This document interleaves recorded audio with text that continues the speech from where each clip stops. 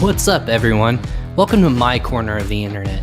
I'm your host, Ryan Cramer, and this is Crossover Commerce, presented by PingPong Payments, the leading global payments provider helping sellers keep more of their hard-earned money.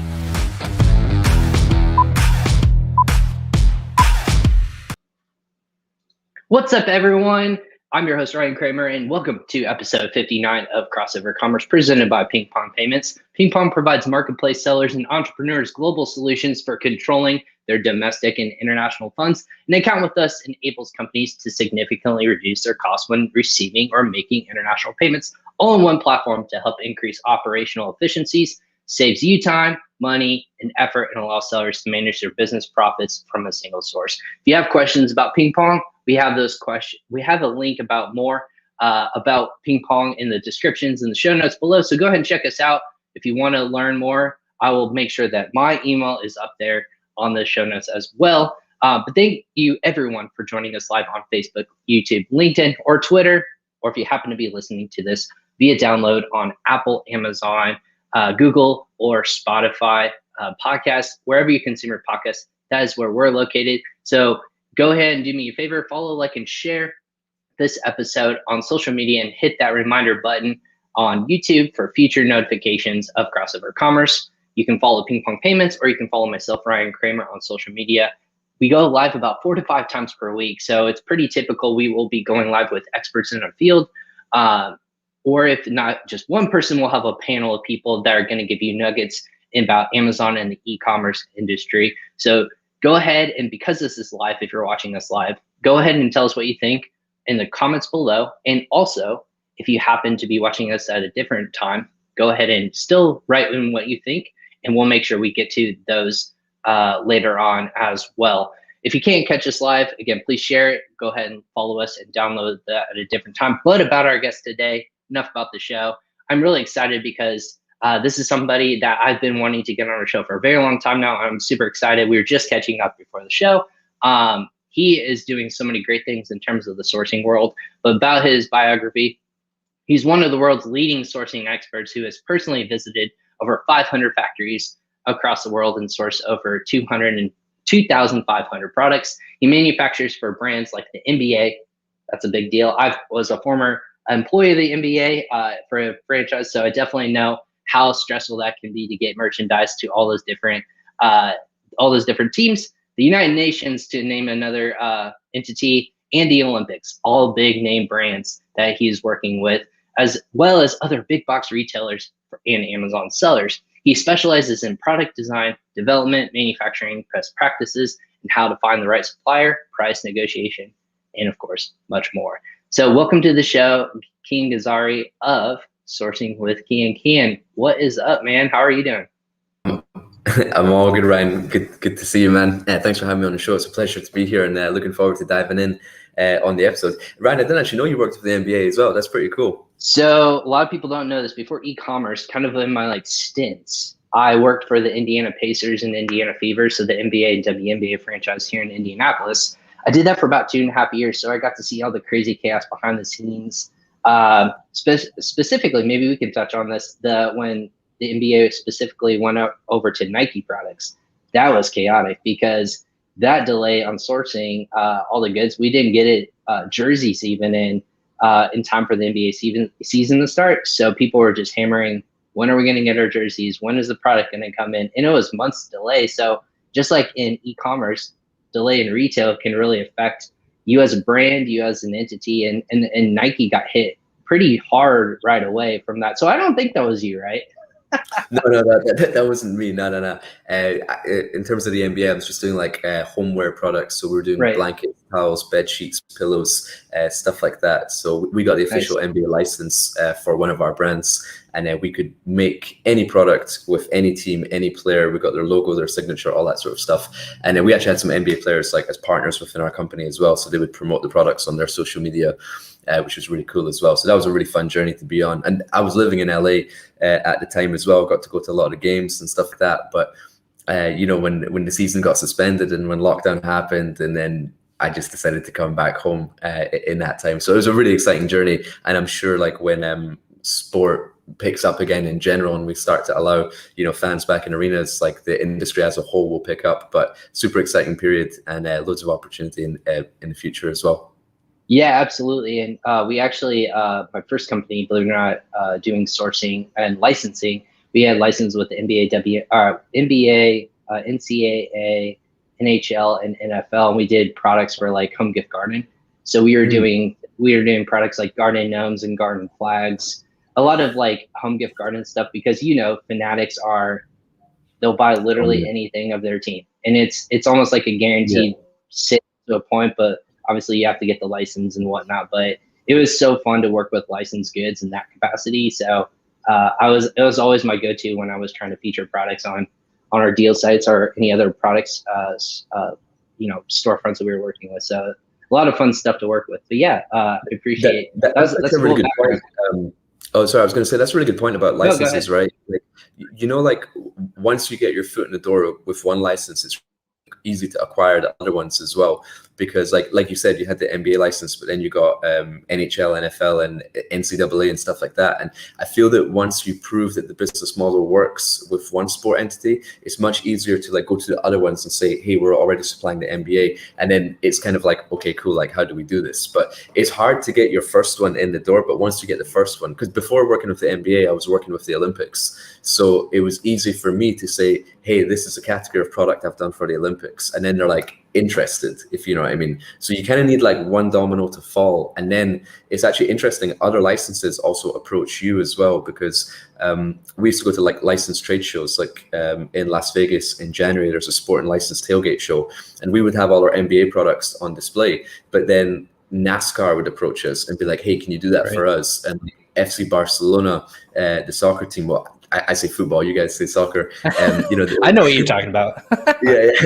They would approach us and be like, hey, can we give you our license rates? And because essentially licensing is just like, if you prove the concept works for one license, then it's just, they want to see how much revenue you can bring into that category, like how much money can you make for that license. And if your model is successful, then any other license, it makes sense for them to add you in as well, because you're just increasing revenue for them. So it's super interesting.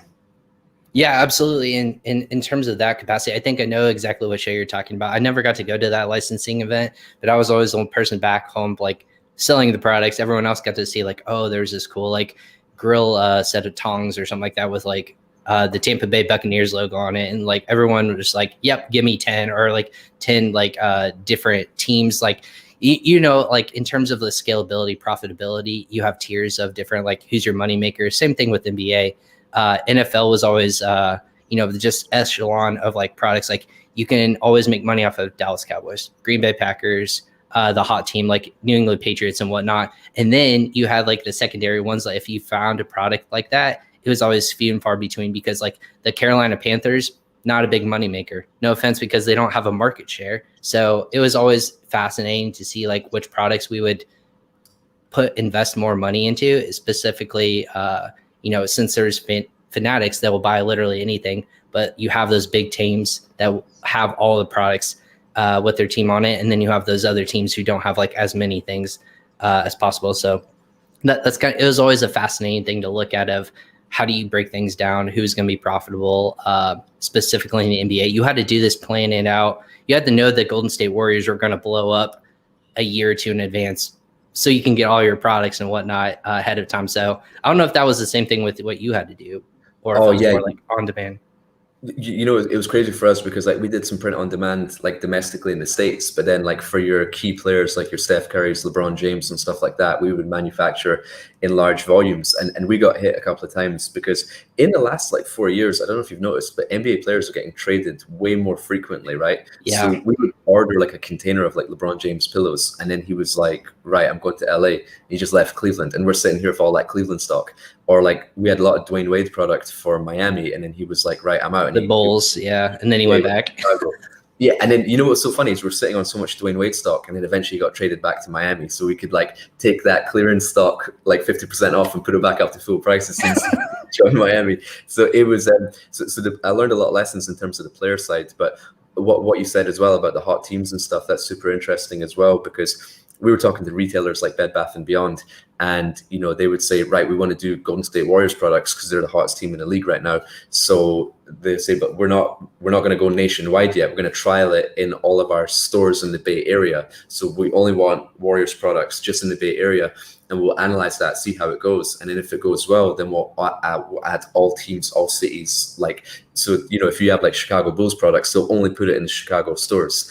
But they'll monitor the order volumes based on the success of the other teams. And it's funny what you're talking about the fan bases as well. Like, no matter how bad they're playing, like the New York Knicks products will always sell because it's such an number one seller, always constant. Even the Dallas Cowboys, for as long, they haven't been probably legitimate since the 1990s when my dad was like, oh yeah, like Troy Aikman, Emmitt Smith, all those guys, and they've built such a unique fan base down there.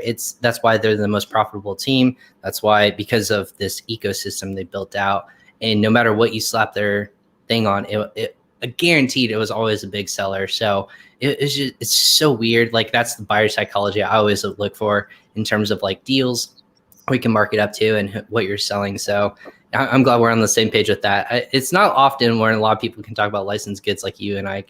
And I can. Like one other like final really interesting thing I learned about the licensing model is that a lot of like Amazon sellers are curious and are interested about, all right, how do I go about acquiring this license? But I always feel that like what I learned, fanatics.com basically run NBA.com. We were selling directly to them. Yeah, exactly. Yeah, and it's like you sell to Fanatics, and then they put it on NBA.com, they put it on like LALakers.com, Golden State Warriors.com, they put it on NFL.com, all the individual team stores. They basically own all the leagues, right? And Fanatics had a rule that if you want your product on Fanatics, you're not allowed to sell it on Amazon, because they, first of all, they don't want the products on like competing websites, but also I think Amazon's got quite a bad reputation with, and it might have improved or it might have changed now, but with like counterfeit sport products. Yeah. So people were doing like, without a license, knockoff Lakers logos, knockoff Dallas Cowboy logos, and selling it for very cheap because they weren't paying the royalties. And then Fanatics were like, right, we don't want to compete with those people. So if you sell on Amazon, you're not allowed to sell on NBA.com. And we just decided not to sell on Amazon. We wanted to just stick to the leagues to be like as official as possible. And what was really cool is that, when you sell on Fanatics and you sell on NBA.com, you sell on the team's website and you also sell on the team's store. So like if you went into like pre-lockdown, if you went into like the Milwaukee Bucks store, you would see like some of our pillows of Giannis in there. And it's like, it's such a cool feeling to, because in e-commerce, you don't really get to touch and interact and feel your products. They're just sitting in a warehouse and they go direct to the consumer. But there's something really special about it being in retail and being in actual arenas and stadium stores and seeing like fans pick it up and fans buy it and show it off and take pictures with it. And stuff like that was like really, really, motivating for me to keep going. So, but it's just a completely different business model, Yeah, absolutely. And that's the thing is when you do have selective, it's almost like Nike, right? Like Nike selective, like they don't sell on Amazon, obviously, but you know where to find those goods. I think Fanatics does a really good job in terms of like where you can find licensed goods, specifically for if you can't find a knockoff version anywhere else. It's all running through one funnel, so it's pretty easy to say like, yeah, of course, like I'm going to work with you guys directly. But yeah, they have a good model. It was always like, yeah, not piss off Fanatics and make sure like if we are selling, because we were a wholesaler too. So if other people were selling online, we'd have to shut the number real quick before we got, other people get upset with us. So anyways, that's the license side of things. So your background is super fascinating in terms of like how you got started. Was it always in sourcing, or how did you get into the sourcing game in general? Like, the bio is only so long, but I want to know like what made Kian and how we got to today. Yeah, great question. So I've always been sourcing from day one. I was lucky that from university, I could jump straight into a family business. My dad started a company called Highlander, and his passion was for, the outdoors, camping and outdoor and hiking and stuff like that. So he set up a brand like 30 years ago for outdoor products. And I sort of saw that business grow as a child. And then every month I would work in a different department in the company. I'd work in the warehouse up until I was like 16, packing boxes and sending out orders. And then, I'd work in the sales department, work in the finance department. And then when I graduated university, my dad was like, do you want to take over the buying side? Do you want to come to China with me? Do you want to learn how products are made? I was like, yeah, cool. So when I was like 21, I went to China for the first time. And I was just fascinated on that trip. And it was supposed to be just a 3-week trip, but I ended up staying 3 months. And I set up an office there. And then just basically based myself there full time, went back and I lived there and I moved there. And in that time is when I went to go and visit like hundreds of factories and really, really got to understand how products were actually made. And that was the most interesting and inspiring thing, and gave me such an appetite for growth, because like when you see a product in a retail store, you kind of just see it as one piece on a shelf, right? But when you see it in a factory, you see it in like 30 different pieces. Let's take a backpack, for example, right? You see the shoulder straps, the foam that goes in the shoulder straps, the zippers, the buckles, the pullers, the inside lining, the waterproof coating, everything, right? And then when you've got like a $15 product in your mind and you're like, okay, I need to get it down to $12, you've got like 30 different calculations you can make in your head of like, right, how do we reduce the cost of this item? Or if you want to improve the quality, you've got 30 different things you can make in assumptions you can make in your head of how to improve the quality. And it's almost like you start to think in 3D, and that's just like one product. But then imagine seeing like hundreds of products in hundreds of different factories, and then your mind just goes crazy in terms of like, right, what are the capabilities and what are the possibilities? So I just became like obsessed with understanding how products were made, solving problems through products, and also just, building relationships as well, because it's a completely different culture. And I'm just fascinated by the way that China's been able to grow so fast and how they've been able to just scale businesses enormously, and just the culture of the people and going out with them and learning how they do business. And so I was like, this is where I really want to be. So I kind of spent my early 20s in China, and I still, visit 3 or 4 times a year quite regularly, but this is the longest time since I went that I've You're almost having like China homesickness, right? Like it's almost a home away from home. Yeah, I miss it a lot. So hopefully we can get back out there soon. Yeah, absolutely. And then it's fascinating to hear you say like how you have to conceptualize almost like a puzzle, how you can fit it all together, and then how you break it down per price, what you need to either change or edit to make that product. What was it like? So what year was that when you were kind of going through taking over that business, learning the logistics and buying side of things? 2010 was the first time I went to China. So you've had experience for almost 11 years or 10 plus years now of doing all that. What was it like walking into that first factory in terms of like, were you overwhelmed? What is it like, just the mass amount of people or just the mass amount of like moving parts? What's it kind of like walking into a factory for those people who haven't like been there for production wise? It's not just one product, right? It's hundreds of products going on at one time. Yeah, I was just fascinated, to be honest, because like you see the first backpack, the first factory I ever went to was for military backpacks that we do, right? And we make for the military, it was like, I don't know, 20-liter bags, 30-liter bags, 40, 50, 60, 80, all the way up to 90. And I'm just like going into this factory and seeing like yards the size of like football fields, like worth of fabric, and then just the fabric getting cut and the fabrics getting sewn, and then just seeing all the workers. And like some factories have got a lot of workers. I've been in factories where there've been like 1,500 employees, and I've been in factories where there's been like 50 employees. So it's just super interesting. There's no right or wrong answer to say, okay, well, a factory with like only 50 employees is going to be bad, and one with a lot of employees is going to be good. There's kind of like pros and cons of working with each, because a smaller factory is much more likely to give you like a lower minimum order quantity, because they're going to let you like trial more colors and be more flexible on design. But a big factory with like 1,100 workers will be like very, very strict in their core competencies and like the way they do things, and they'll be able to deliver like really, really fast, and they'll have systems for everything. They won't be so flexible, so you can kind of like pick and choose the size of factory that you want to work with. And I was lucky enough to see like a lot of different sizes. And then like once how factories operate, you can kind of just like pick and choose, all right, what are the strengths and weaknesses of this factory versus this one? All right, this one might give us a very quick delivery time and it might be a cheap price, but the quality is not quite there. This one delays a little bit, longer lead times, but the quality is fantastic and I've never had an issue with them. Or this one tends to like fail inspections, but their price is very good. So there's all these sort of things based on like what vision you have for your brand and where you want to sit in the market.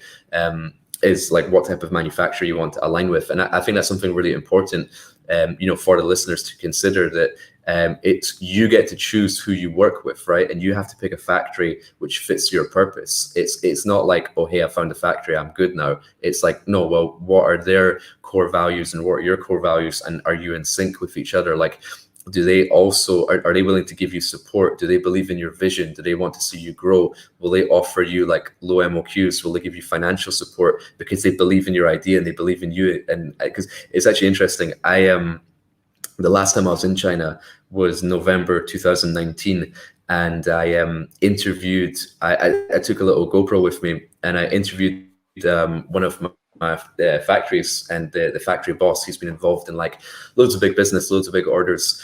And I asked him, what's the biggest order you've ever manufactured? And he said it was a few $1 million, and it was 800,000 units of one product. I was like, all right, cool. And then I was like, right, well, what's the smallest order you would accept from a new customer? And he said 500 pieces if I believe in the vision of the customer. And I found that so interesting, that someone who's doing, 800,000 pieces is also willing to do 500 pieces for someone new if he believes in their vision, because it's also about them being able to understand like where you want to take your business and where are your aspirations for growth, and are you coming up with new ideas, and are you an innovator, are you a product developer? And they like to invest in that as well, because if they can invest in your growth and they support you, well, they're the factory who's going to be getting your orders and will be benefiting from that as well. So the relationship side of things is so important, and you really get to understand that when you go and see them face to face and you see the scope of their operations and things like that. Yeah, I guess I have a couple questions from that. Is that a common practice for factories to say that to an individual if they're saying, if I believe in your vision, this is what I'll do for you? Is that commonplace? You know what? I think it's just something that's never really talked about, because, we see all these like courses and stuff and people are told, all right, go online, ask them what's their MOQ, what's their best price. But like, if you actually get to know them on like a human level, it's like people like doing business with people. People buy from people. The same way when we buy other brands' products, we like to get an idea of like, who is the founder and all that sort of stuff, and what do they believe in and what are their core values. The same way like people might want to buy Teslas just because Elon Musk is the head of the company, or they like iPhones because Steve Jobs designed them and they're fascinated by Steve Jobs. It's the same way working with factories as well. Like, I like to buy from certain factories which I believe in the factory boss, and they like to do business with me because they know I constantly develop products. I'm always coming up with like new ideas and stuff like that. And over the last 10 years, we've grown our businesses a lot together. So I think, but no one ever really talks about the human aspect of the relationship and the people aspect of the relationship. And that's just something that, it can't be ignored. It's super difficult right now, like with not being able to go over to China. So we're not really able to build those relationships as well as we would like. But we can use, the WeChat application, for anyone who doesn't know. WeChat is like an app on your phone. It's like the Chinese Messenger or the Chinese WhatsApp. And that's a really good way to build your relationship. Keep all your important conversations to email, like your price and your specification and your delivery time and stuff like that. But on WeChat, you should be having conversations, especially right now with Chinese New Year just passed, like, how did you like your holiday? Where did you go? Did you get to see your family? What type of gifts did you exchange? How do you celebrate? Was there fireworks? All that sort of stuff, and send some photos. Oh, here's me with my friends. Oh, we just had the Super Bowl here. This is our Super Bowl party, and then just get to know each other on a human level. And then you'll see that next year, I say next year, like next year in Chinese New Year, like you'll have a much more better relationship, and then you'll be able to talk a lot more frequently. If you've ever got a problem with your order or with your stock, you can give them a quick call and be like, hey, can you just take me down to the factory real quick, get on a video call and just show me what's going on with these barcodes? Like you're able to do that. But if you never build that relationship, then you're just chatting on Alibaba and you're finding out about the problems when the goods actually arrive, in your warehouse in the US. So it's super, super important to build that relationship. Absolutely. And I just want to give a shout out to everyone who's chiming in. So well said, very nice piece of advice. And for everyone who's watching on LinkedIn, again, people are saying hi, LinkedIn user, sorry, can't say who you are, but just give us those credentials and we'll be able to see it. But Scott from FBI Island, Kian is the sourcing rock star, Ashley, and then we have Melissa Simonson. Well done. Thank you, Melissa. I'm so proud of being able to book Kian because he is a very busy person, but always powerful info. Kian shares in his expertise. But yeah, you're super busy, so I'm super glad to have your insights on sourcing because I'm always constantly trying to learn more about it, especially in 2020. I think it was like a headache year for a lot of sourcing people. But I know you tout out a lot of information on your YouTube page. So we have a link in the show notes. Make sure you go check it out and subscribe to his channel. Let's get him to 5,000 followers today, hopefully, audience. So subscribe to his channel as well. So Kian, I had a couple different things. So right now, because it's a little difficult to go see your supplier, obviously you can't just fly over there. Is it common practice for Amazon sellers to go visit their maybe their sourcing or manufacturer before they even go into production with them? Is that pretty commonplace for Amazon sellers or e-commerce sellers? Yeah, I think, if you've never been to China before and you're interested, the best time to go would be in April or October around the Canton Fair, because for those of you who don't know, the Canton Fair is the biggest import-export exhibition in the world. There's over 26,000 like Chinese exhibitors there. It's kind of like Alibaba.com in an exhibition center, right? You've got like all the suppliers there under one roof. And that's really cool because if you haven't decided yet who's to be your manufacturer, you can go and literally go and talk and interview all the manufacturers like in one day for one product, go and just see them all. And the cool thing is you can actually touch and feel the products in front of you and ask them the questions you want, like right there and then. Because imagine like, all right, first we have to select our manufacturers and then we have to organize the samples and we have to send them over and then we have to give our comments, write them down, make our changes, send it back, they remake it, send it back. So like you cut out so much time just by being able to go over to the fair.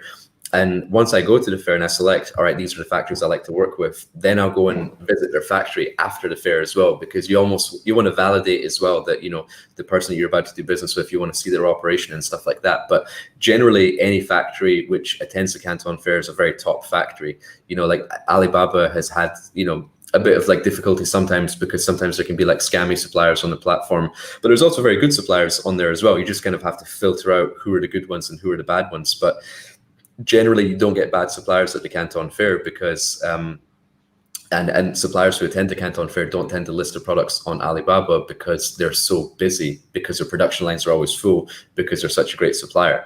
And if you list your products on Alibaba.com, well, it's like, well, you're listing it because your factory isn't so busy and you need orders. Well, why are you not busy? Because maybe you're not a good factory. But that whole concept has kind of gone out the window because now all the factories need to be online, because if you're not online, you're not getting orders right now. Exactly. So it's and that's why the filtering process of suppliers on Alibaba is super important at the moment. And actually, the first YouTube video I ever posted was on my sort of like step-by-step method of how to find the best suppliers on Alibaba, and that kind of just sort of keeps you right. And that channel is just called Sourcing with Kian, if anyone wants to check that out. But yeah, I think for anyone who's considering going to China, definitely go around the Canton Fair and then go and visit your manufacturer. Absolutely. And so with that being said, what are your suggestions? How are people like filtering out good common practice factories, or how are you finding like ones that are legitimate to work with in that capacity? Because everyone's always asking, how do I legitimize this person? Like, it might be good if I go, they might have a good price, but if I go off of Alibaba, there's always that fear of I might just not get my products. Like, that's a legitimate fear for people. How do you calm those like nerves, or how do you go about like making sure and not guaranteeing, but like going over every single step to make sure that you are working with legitimate entities? Sure. And that's a great question. So first of all, the purpose of Alibaba for me is to find the best supplier, not get the best price, right? And I think the first big common mistake that people make is that they type in the product that they're looking for. Let's say it's blue light blocking glasses. And as soon as you type that into Alibaba, it'll come up with loads of different products. There'll be thousands of them. I think I even looked at this last night. There was over 13,000 results, right? And the result, and all the glasses look the same. So it's so hard to decide, all right, which one's actually the good quality here. And the prices range from like 50 cents to $25. You just see like $3, $7, $9, $2. And you're like, right, these prices are all over the place. Like, where do I even start here? So the first thing I do is, when you type in the search bar of what you're looking for, I change the search from products to suppliers. And then that changes the list in terms of, right, these are all the suppliers making this product. And then when you switch from products to suppliers, you get about, like, I don't know, 900 suppliers that show up, but that's still far too many. We want to get that 900 like way down. So the first thing I do is I check the box that says trade assurance. And that trade assurance just means that your payment is protected. If you've said that you want to order one thing and something else arrives, then Alibaba will refund your payment for that order. And that's that trade assurance protection. And then the next box I would tick is verified. And verified just means that the factory are who they say they are. So if on their Alibaba listing, they say they have, 250 employees, that they have 50 sewing machines, like a third party has gone in and verified that that information is correct. And then they get that verified check mark. So clicking trade assurance and verified are the first two things that I would do. And then that'll bring your search volume way down. And then on the left side of the screen, it allows you to click the markets that supplier mainly exports to. So I always like to select North America and Western Europe, because the standards that we have in Europe and America are like, they must pass these regulations, they must have these types of certificates, and the supplier now understands what products how they need to be manufactured for your market. But if you're buying from a supplier which only supplies, the South American market, or only supplies the African market, well, they don't have the same standards that we have in the US. So that's where quality problems may occur. And then once I've populated that list, which will bring it down to like maybe 100 or 80 different suppliers, I will now scroll down the list, and I want to look at the factories which have been on Alibaba for more than 5 years, because any factory which has been on Alibaba maybe like 1, 2, or 3 years, I feel that they've kind of just jumped on the platform recently in order to, benefit from all the stuff which is going on in e-commerce. Because, Amazon has really boomed in the last sort of 4 or 5 years. And if that supplier is just new on the platform, then they're just kind of trying to benefit from those online sales, and are probably a middleman or a trading company or a sourcing agent or something like that. So if you want to work directly with the best factories, kind of select the ones which are over 5 years. And then finally, after that, as you scroll down the list, every region in China kind of specializes in a product, right? So for example, if you're into electronics, chances are it's made in Shenzhen. If you're into backpacks, chances are it's made in Chenzhou or Xiamen. If you're into like accessories and plastics and stuff like that, it's made in the Zhejiang province. So yeah, and I just know that like from spending so much time there. But when you scroll down that list through Alibaba, the first name or the first word that comes up in the company name is always the city or the province which that company was formed. So because we're looking at glasses here, I want to see which city name comes up the most frequently. And as it happens, if you check it out, if you're behind your computer or if you're listening to this on a podcast, the city that's going to come up is one called Wenzhou. And so now I'm looking at all the factories which have been online for more than 5 years, and Wenzhou is the first name. And you can actually just do like control and find on your keyboard, type in Wenzhou or the city that comes up most frequently, and then it'll filter out all the factories which are based in that city.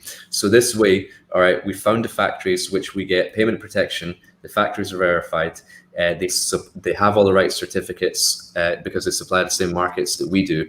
They've been in business for more than 5 years, and they're in the area which specializes in that product. And then to finally sort of put the exclamation point on it, you click on their company profile and you hover your mouse over products, and you want to make sure that the products that they're also doing are they're a specialist in glasses. So when you hover over products, you'll see reading glasses, kids glasses, ski goggles, blue light blocking glasses, all that sort of stuff.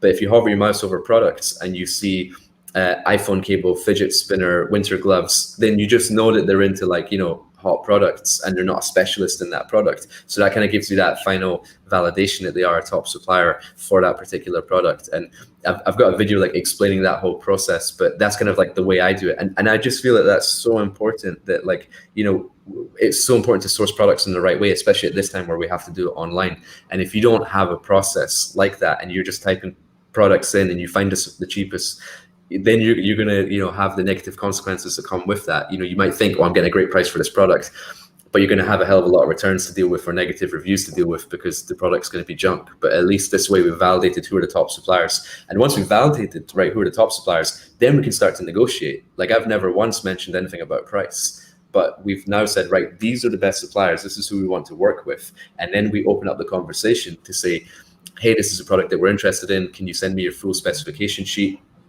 Or you can send them your designs, and then you want to send that to multiple suppliers, at least like at 4 or 5, because then you have like a knowledge of the market price for that particular product, and you'll get your prices back, and it'll be, you know, $4.60, $4.80, $4.70, $5, and you know that's like the price point for that item based on the specification that you provided.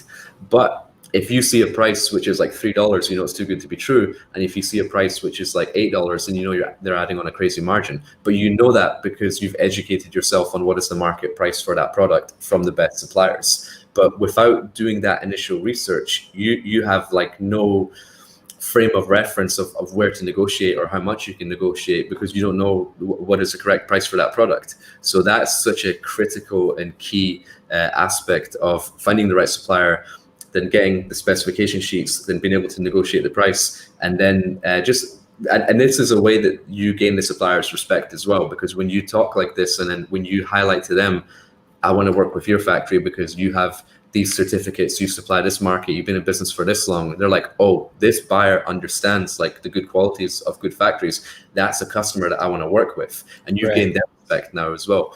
And this is something that even beginners can apply as well, because, you know, if you're doing your first order and you only want to do like 300 pieces of something, well, if you highlight all these strengths in that factory, even if your first order is only 300 pieces, they're like, well, let me just get through this trial order of 300 pieces to make sure everything goes smooth. But I'm sure there's going to be bigger orders like down the line, because this customer clearly knows what they're talking about. And compare that to an Amazon buyer who just clicks on a factory listing, just says, hey, what's your best price? What's your MOQ? And can I get customized packaging? They get messages like that all the time. And that's how like courses have kind of trained people to reach out to suppliers. And they're like fed up with those messages. But if they get a nice, customized, detailed approach highlighting their strengths, they're like, okay, that's the customer I want to work with. And then you get the best service from day one. That's the most in-depth I've ever talked. Anyone's ever gone through, like, this is how you can detail and how to stand out. Like, this is how we stand out from a crowd. And this is how you get their best foot forward. And this is how you get the people who want to work with you and put together quality products. That was awesome. That I was just like, in my notes or in my head, I'm just taking notes. I'm like, this all makes complete sense to me. And everyone else is also mentioning this too. So we have a stream of someone wants to say hello. Kian, you didn't, from Sharon Evan. Kian, you didn't even tell me you're on today. My best friend in the industry, and had no idea I was dropping bombs here today. So of course, Sharon, of course, yeah, and then of course me. Hi. So, but yeah, we had a couple of people. So thanks for watching, Sharon, and hello, all the way in Israel. We hope you're doing well. Check out Sharon's show too. She's on Seller Sessions on Thursday, so definitely check her out. She's dropping bombs there as well. But we had someone actually mentioned in, the wife and I went through that same problem. I'm assuming with I'm not even going to try to pronounce the name, but I'm assuming the problem comes with negotiating price point and then just trying to find either price points all over the place, and then just trying to find that customized, order sheet for people if they're just like, this is our standard template that we're going to give customers who come at us. But then if someone comes out with a customized sheet like Kian just mentioned, they're going to be more apt to kind of ebb and flow and work with you as a customer in terms of like specifics that you need with your product. I didn't know that about each industry or each factory. It starts with either the province, but then also that each province has a different specialization. Like, how many different ones would you say that there are out there? Is it, for not being from, like, have never been to China, I don't know all the different like locations. You say like, this is great for textiles, this is great for, electronics. How many different like categories would you list that out? Yeah, there's loads, because there's metal, there's like machinery, there's like the automotive industry. Like there's so many different like areas which specialize in different things, and like you're not expected to know that, but the way that you find out is like through the search process and like outlining who are the top manufacturers, and then just scrolling down the list, and then you'll see that one area comes up like most commonly. And that's not to say that there's only one area in China that specializes in this, but if you're like into making, I don't know, like something very basic like t-shirt factories are not going to be all over China. Like it's just going to be in a couple of different provinces. And generally, like the province which specializes in a certain product tends to be on their proximity to the raw materials of that product, and also like their proximity to the port as well. And traditionally, like when I went to China the first time, all the major factories were just on the coast, right? Yeah. On the east coast of China, and because one would be right at the port, so they can export the products out. But all these port cities started to develop, and like the big cities like Shanghai and all that, they kind of lost their manufacturing because like the cost of labor just got too high, and the factories just started to go more and more and more inland. Because it's so interesting, like seeing this growth in China and seeing this growth in the middle class, because you have these people which have now developed a disposable income as the Chinese market grew, and as a result, they started to desire a lot more Western goods. So from when I was there in like 2010, every time I would go back, I would see like Starbucks, KFCs, Pizza Huts, nightclubs, bars, loads of restaurants, all that stuff just popping up. And then imagine like, okay, the young workforce, which used to go work in a factory, would now be like, why would I work in a factory when I can work in a Starbucks and play on my phone, right?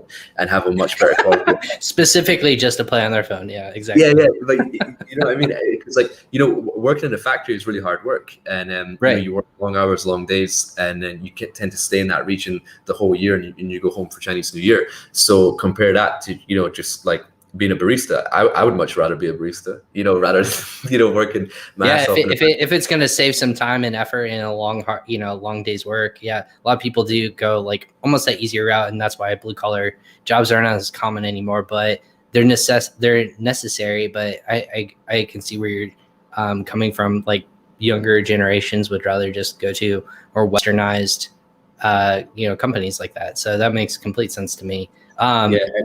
And as a result, that meant all the factories moved more and more inland. So before, you would kind of like, when I first started going to China, you'd get off the plane, you'd get to the cities, and then you would just go and, go to the factory and then go to this nice 5-star hotel, and they're not too far away. But now you have to get like the 4-hour train inland, you go to the rural areas, and then, you know, you're working really, really far away, expensive. But, you know, there's beauty in that as well. Like it's a completely different lifestyle, completely different culture, loads of different people.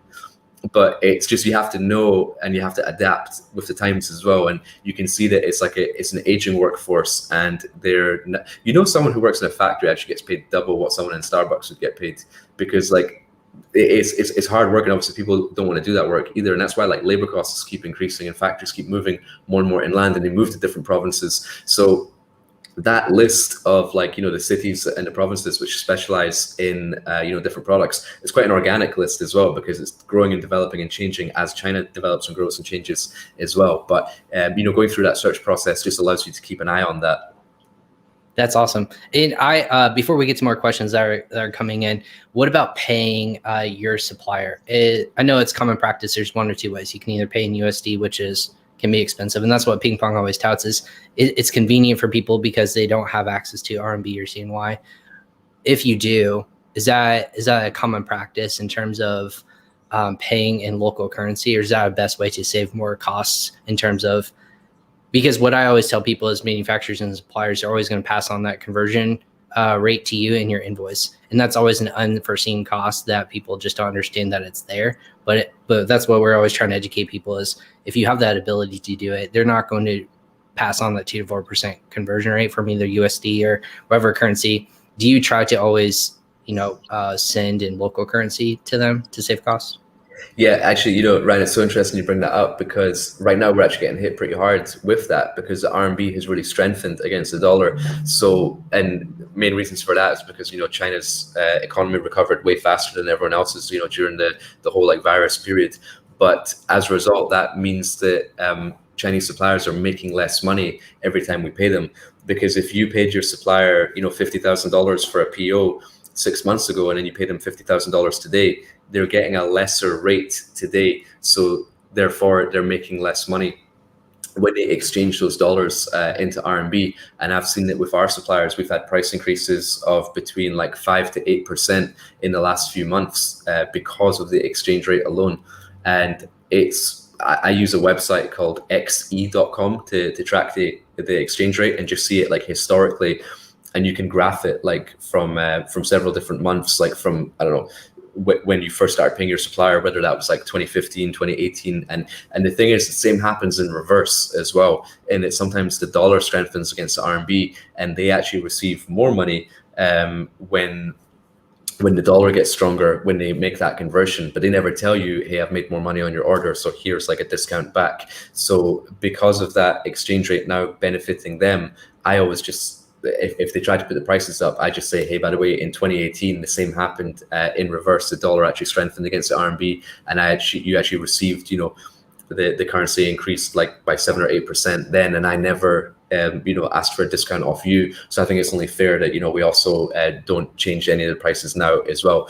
And if you show that you know that stuff and you show that you understand about exchange rates, then they're less likely to mess with you. But if they just put the price up and say, hey, the exchange rate, this is what's happened, then you're kind of stuck, because a lot of suppliers are actually saying it. And another thing I would say about that, if you are facing increased prices because of the exchange rate, something the suppliers know really well is that the freight costs have gone up a lot as well.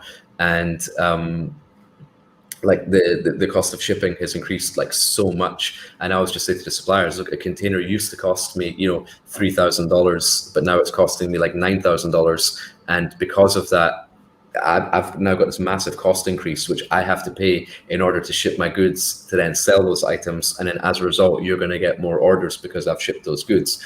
But if I didn't want to pay that cost increase on freight and I didn't want to ship these goods, then I'm not going to make any sales, and as a result, you're not going to get more orders. So I'll cover the freight cost increase and you cover the exchange rate increase, or let's split the increase in freight cost 50-50. So if it's gone up from $3,000 to $9,000, the increase was $6,000. Let's split that $6,000 like 50-50.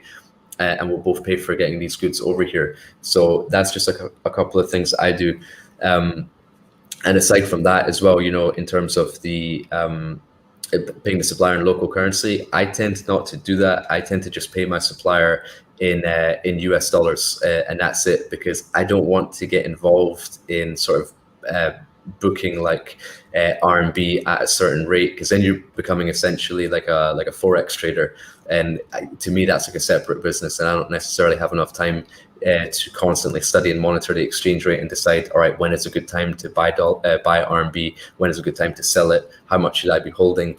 But you can give good like forecasts in terms of consider right, how much are you actually going to be paying for your orders over the next like 3 months? Like, how many suppliers have you got? How many orders will you be putting out? And then what total US dollar will that be? Will that be like $50,000? Will that be $100,000? Will that be $1 million? And then you might decide, right, I've got $1 million worth of purchases I need to make in the next like 3 months. Let me go and buy that in RMB right now because the rate is really good. And then you can kind of like secure your pricing and secure any sort of transactional costs at that price that you're happy with. I don't tend to do that, but I know that some people do. And, yeah, absolutely. Yeah. Oh, sorry. Go ahead. Yeah, and then finally, one thing I've had success with as well is that I know a lot of Chinese factory bosses like to keep money outside of China as well, because some of them are quite like fearful and scared of their government, that what happens if one day the government shut their company down and they've basically lost everything. So they like to keep money outside of China as well. So a lot of them actually have Hong Kong bank accounts where they keep US dollars. So whenever they ask me, hey, can you, the prices have gone up because of the exchange rate, I just say, look, how about I just pay you in US dollars? And do you have a Hong Kong bank account that I could just pay into there? And that's, big factory bosses tend to have a Hong Kong account as well. And sometimes they accept that. Absolutely. Yeah. And if you're looking for a solution, obviously, in terms of like real time, if instead of monitoring, mid-market rates are the way to go. I know there's other competitors of ours out there that do the same thing, but in terms of like FX rates to save money, even just not paying from your bank account or, your foreign exchange rates in terms of like international exchange fees or your wire fees, making sure that you go with a company like obviously with the payment service provider like a PingPong. I'll give a plug with us and make sure that your fees are either covered, if that is the way you can do, because in real time you can see what the rate is going to be. I'll make sure I drop in xe.com to make sure that you guys can check out just to monitor what the currency is, because even if you're not using even with receiving funds, I'm not sure if you're not selling on Amazon, are you? You are currently, right? Yeah. So like receiving funds too, when you're getting those conversion fees or rates back, obviously, that's where like those fees and exchange rates, either within Amazon, you can get dinged, or to your bank, you can get dinged. So no matter which way you're sending money internationally, always make sure that you know that where the value is in terms of like the strength of one currency versus another. That's where negotiation can happen. That's where you can save money, but also that's where you can also lose money. So like you said, I think to a good point is make sure that you're knowledgeable of the situation. If you want to have control over money, make sure you check out those solutions as well. So I'll put that in there. A couple questions, Kian, for if you're okay with that. Sure. We had someone from YouTube ask the question, is India on your radar for cross-border e-commerce sourcing? I know, and I can kind of like maybe tee this up for you for a sports term. India is a very big topic in terms of sourcing, in terms of like not competing with China, but sourcing in general is becoming really important for the India economy. And a lot of people are starting to look at that as an opportunity to maybe, instead of China, using India as a sourcing country. Is that something that you've looked into as well? Yeah, for sure. And I do buy from India and Pakistan currently, because every country has like strengths for different items, right? Same way we talked about different areas in China specialize in different products. Well, it's the same in like India and Pakistan. They're really strong for cotton material. They're very strong for canvas material. They're very strong for leather material. They're very strong for like wood and handcraft products. So depending on, I wouldn't say, right, we can take any product and we can also buy it from India. I would kind of look to see, all right, well, what products does India specialize in? And a really good thing you can do if and for any country, not even just India, if you want to see like what countries specialize in what products, you can go into Alibaba and in the products, just type in search the product that you're looking for. And on the left side of the page, Alibaba is now starting to show products from a lot of different countries, even USA. So like, for example, if you type in leather biker jacket for men into Alibaba, on the left-hand side, it's going to bring up all the different countries and which have got listings for those products. And actually, and I was looking at this the other day in the last YouTube video that I made, I showed this example, and leather biker jacket for men had like 2,900 results from Pakistan, but it had like 900 results from China. So there's actually way more suppliers in Pakistan. So it's you might not know what country specializes in the product that you're looking for, but after you type it into Alibaba, it will show you. And there's another good website called indiamart.com. And that's kind of like the Indian Alibaba. It's nowhere near as good, but it is just a website and a platform that allows you to see Indian products and chat to Indian suppliers. And, you know, finally, one other thing I would say about India is that depending on what country you're importing into, India might be more advantageous. So for when I first started out, a lot of the products I was doing was just getting imported into the UK only. But India and UK are both part of the Commonwealth. So there's 0% duty on anything imported from India into the UK. So I was buying like cotton t-shirts from India and it's similar priced in China, but the ones in China had 12% duty and the ones in India had 0% duty. So 12% just on the duty alone. And, you know, Australia is part of the Commonwealth as well. So you might see, like, depending on where you're importing into, buying from different countries might actually work in your favor. The same way, like importing from Mexico into the USA will be more advantageous than, you know, sourcing from, you know, China or India or anywhere like that. So kind of just understand what diplomatic ties your country has exactly. As well. Yeah, awesome. That's a great stuff. And I put India more in the comments section as well as xe.com for people who want to look and use those resources as well in the show notes. Go ahead and check those out as well. Another question that came in, I'm looking for getting an ice cream trailer for my Italia IC business. Any tips or advice? That's a big product, correct? An ice cream trailer.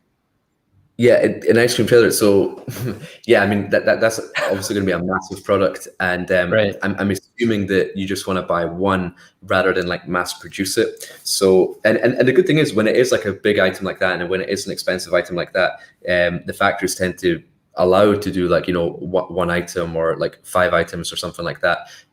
So I don't think minimum order quantity will be an issue for you. You know, if you were like, I want to buy like one leather jacket, then that would be a problem. But yeah, if it's just one ice cream trailer, I'm sure that'd be fine. But the thing I would consider with that is that you have to cross-reference the price of shipping and importing that product versus just buying one in your own market as well. Because sometimes like the importation and the logistics of that product might be more expensive than the product itself versus just sort of sourcing it in your home country.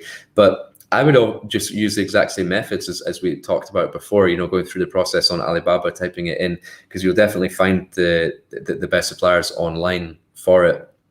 You can also use import records of other brands. So if there's a ice cream trailer brand that you know of that you like, you can type that into a website called importyeti.com. And there's another website called panjiva.com, which is panjiva.com.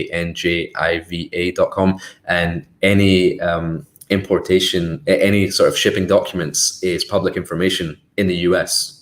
So any ice cream trailers which have been imported into the US, the factory names will be listed there. So if you know the name of the brand which imported it, you can type their brand name in and it will show their shipping documents, and shipping documents will have the factory name on it. So that way you can just get direct to the manufacturer which made that item before. So yeah, I would use the import record websites. I would look at the same process on Alibaba, and I would also cross-reference just seeing if you can buy it domestically, because it might be cheaper than messing around with all the import costs for such a big and heavy item. That's a big and heavy item, exactly. So yeah, make sure you check that out. Import Yeti, I put the link as well in there in the show notes.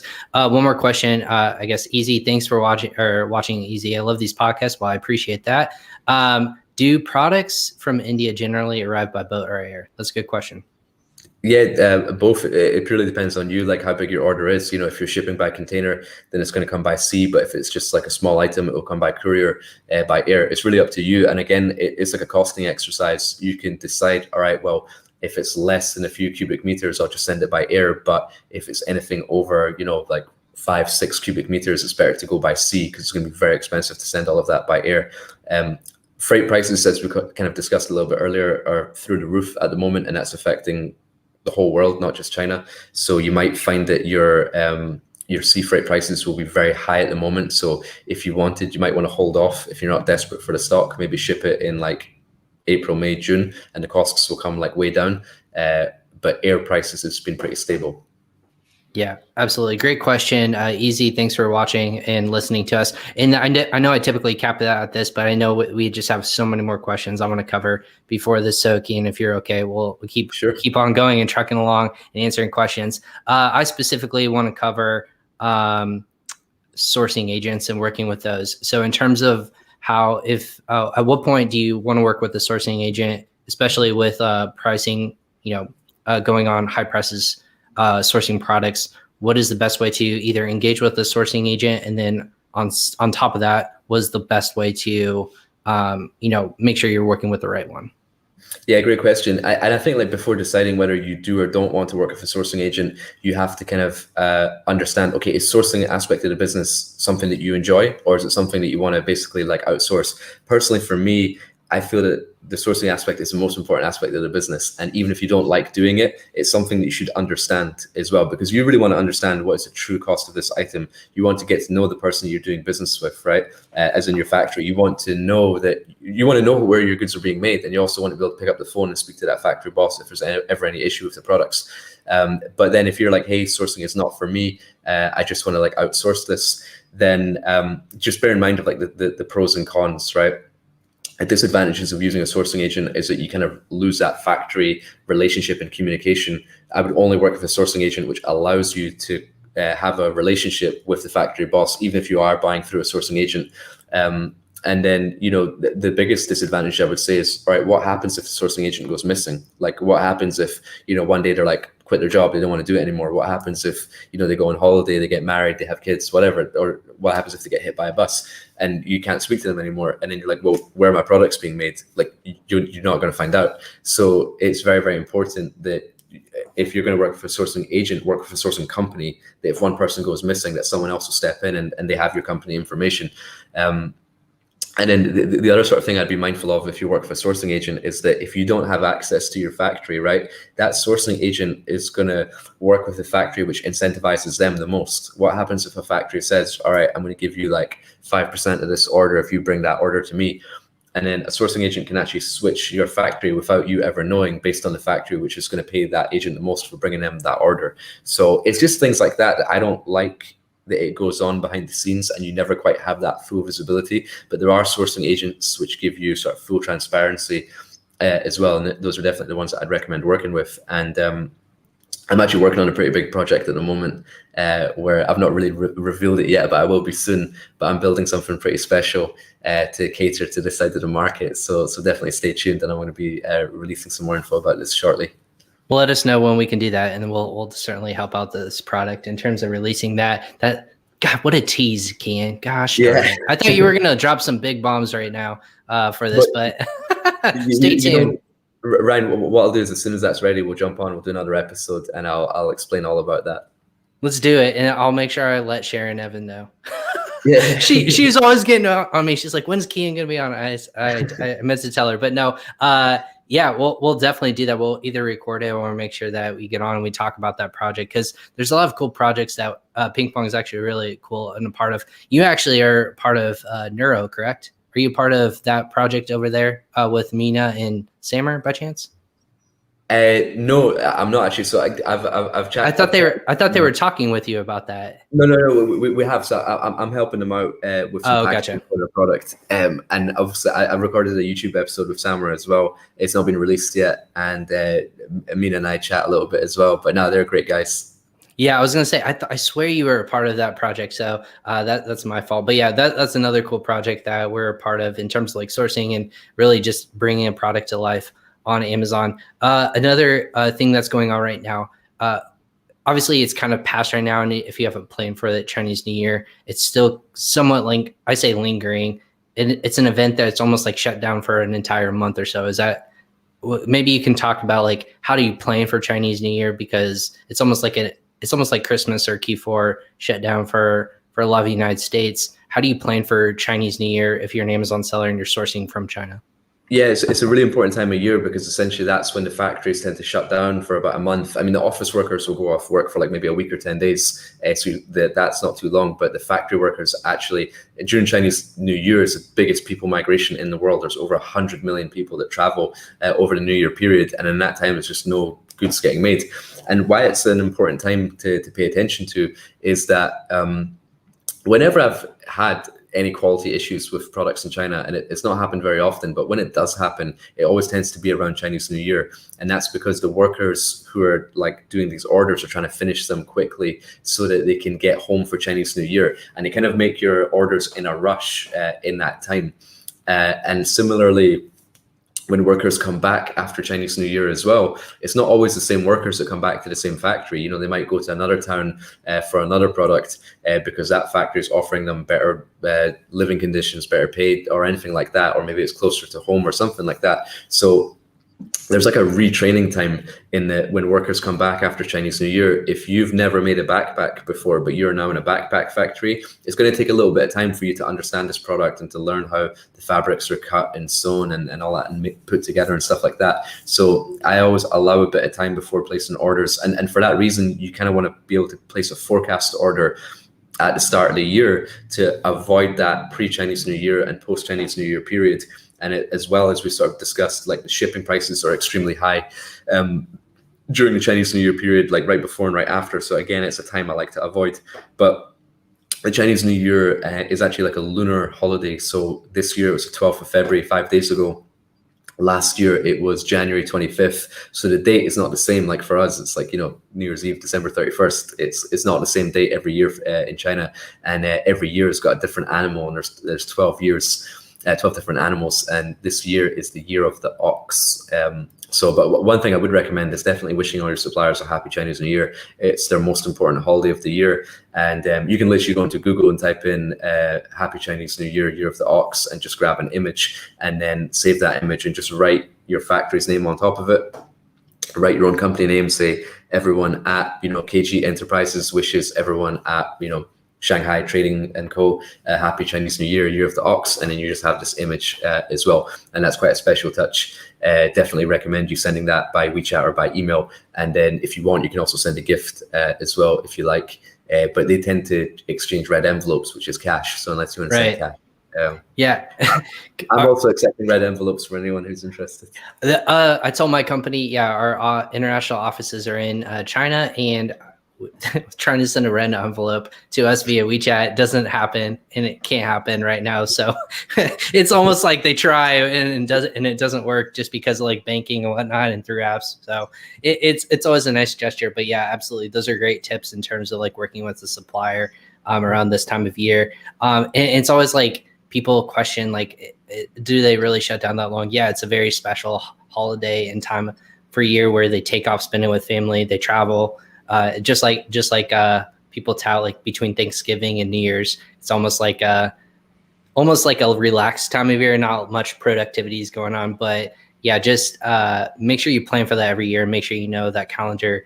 Already right now, we were talking about with our creative yesterday on our show, like they're already planning out for Q4 and doing Christmas promos and stuff like that. We'll do the same thing and know your logistics and shipping calendars and kind of working that out.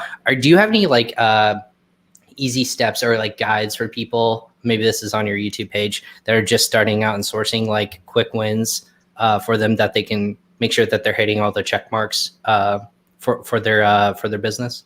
Yeah, for sure. So on my YouTube channel, I've got a video for kind of like every topic. I've got a video on like the pros and cons of working with sourcing agents. I've got a video on how to arrange your first sample, the type of wording to put on the documentation to make sure you don't pay any import duty, the stages of different samples. I've got a video on like software tools for sourcing. I sort of break down, the advantages of using those and how to use them.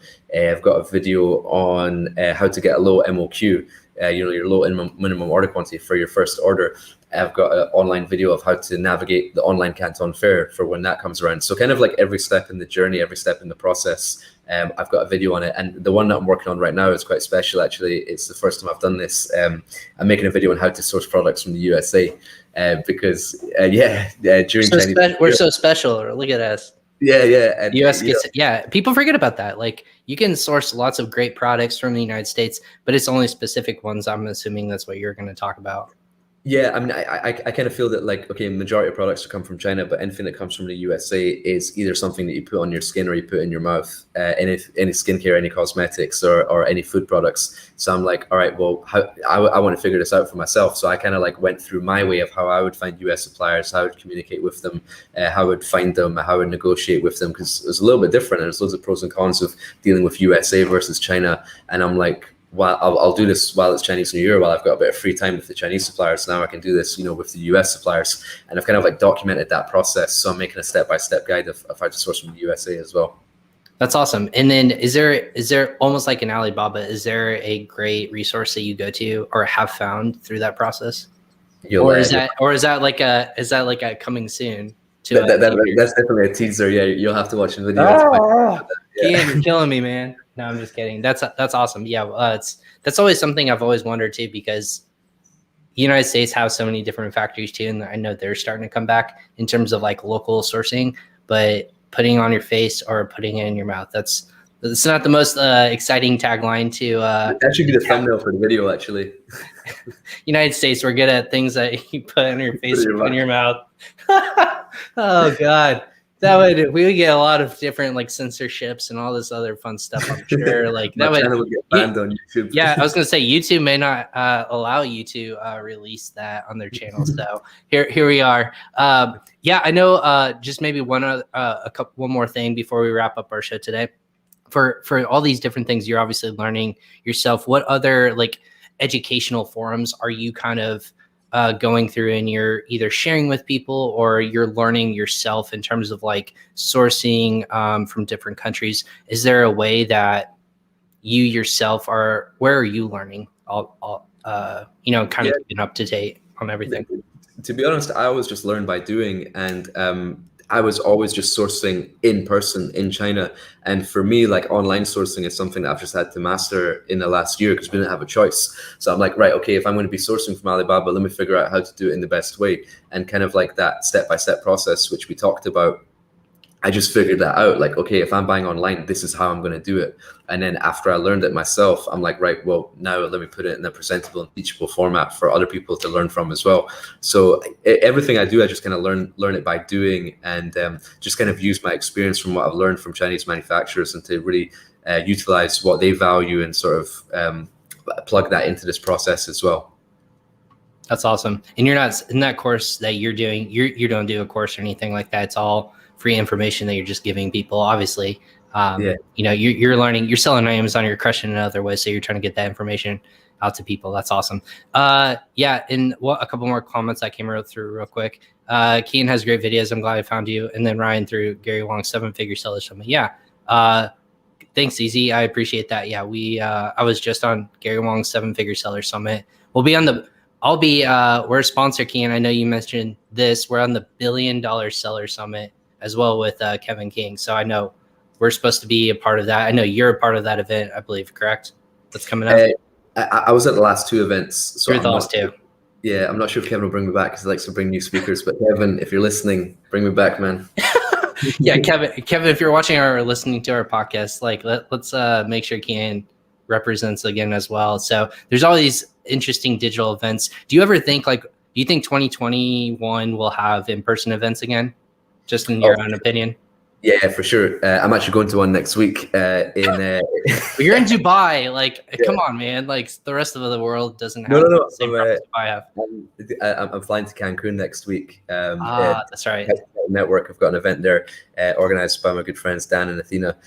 So we've got a meet up there for all the members. So we're just going to go over there. I'm going to make a presentation on product development, which I've been working on at the moment. So it's going to be super exciting. So it's already happening, I think the Canton Fair will be back, not for the April one, but for the October one.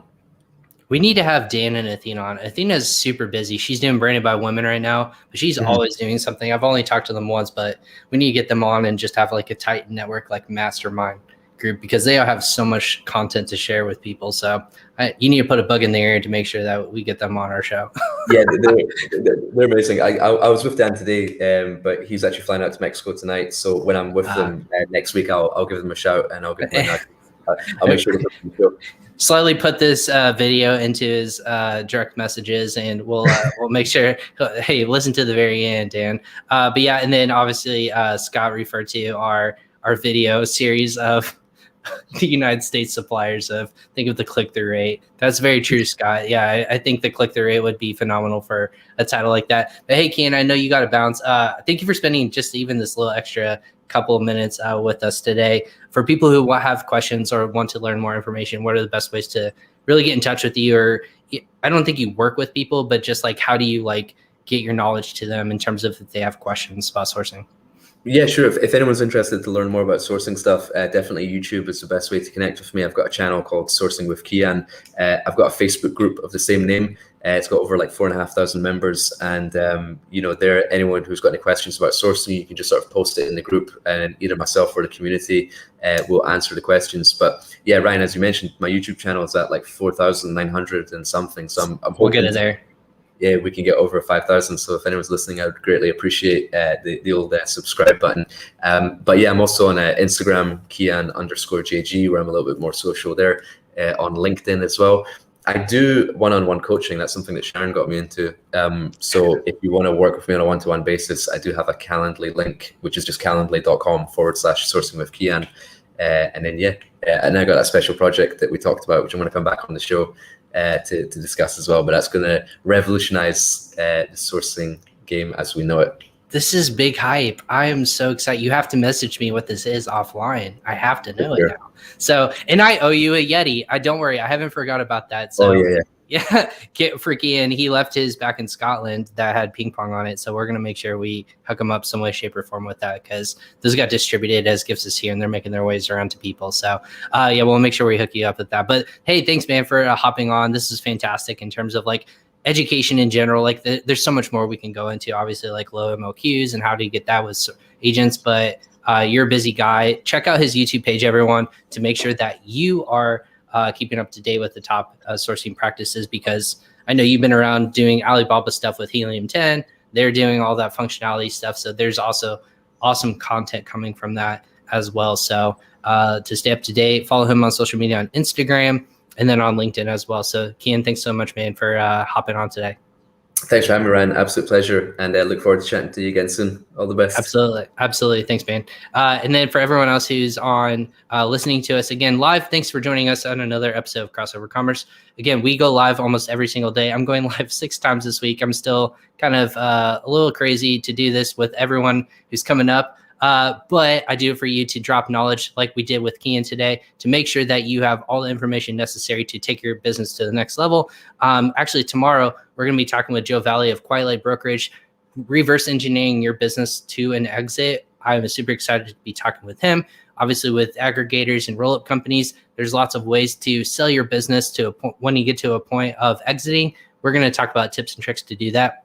And then also on Friday, I have a 2-for-1 special. Friday's going to be, it's typically laid back, but on Friday, we're doing a live roundtable event with a Branded by Women event. We have 4 speakers who are coming on who are going to be talking about their life in Amazon, how they're crushing it. I have a lot of really awesome guests that we're just going to be picking their brains about just the different facets of Amazon that they represent. So stay tuned for that in the morning. And then afternoon, we're going to be talking with Andrew Morgans of Markenology, building an Amazon legacy as well. So definitely check us out later this week. And then even next week, the guests keep piling up with star-studded content. I say stars because they're big players in the space with great success that they've been able to drive for their own business as well as others. So stay tuned. I'll make sure I make that announcement on Friday. So again, if you're listening to us live, continue to subscribe to our channel on PingPong Payments or follow me on social media at Ryan Cramer on Instagram, LinkedIn, and Facebook. Go ahead and follow me there. And then subscribe or follow us every single day. Make sure you share this episode on social media channels so that Kian's message gets out to the Amazon community. Again, I'm Ryan Cramer with Crossover Commerce. Thanks for joining us again today on another episode. Stay safe and stay healthy, everyone.